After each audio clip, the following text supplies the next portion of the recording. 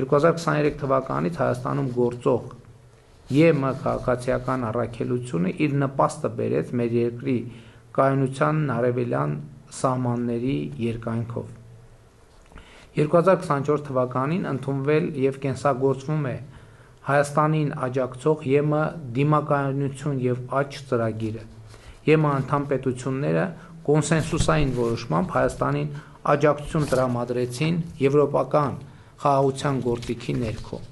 2025 թվականին ընդունվեց Եվրոպական միությանը Հայաստանի Հանրապետության անդամակցելու գործընթացի մեկնարկի մասին օրենքը։ Մեկնարկեց Հայաստան Եվրամիություն մուտքի արտոնագրերի ազատականացման երկխոսությունը,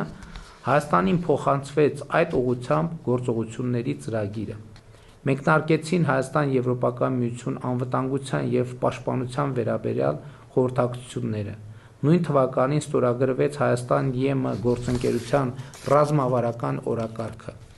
2018 թվականից ուժի մեջ է Հայաստան Եվրոպական միություն համապարփակ և ընդլայնված գործընկերության համաձայնագիրը։ Հայաստանի Հանրապետությունը շարունակելու է Եվրոպական միությանն անդամագրվելու չափանիշներին համապատասխանելու համար անհրաժեշտ բարեփոխումների իրականացումը մինչև այդ չափանիշներին լիարժեք համապատասխանելը։ Երբ Հայաստանը կհամապատասխանի Եվրամիության չափանիշներին, ԵՄ-ին անդամագրվելը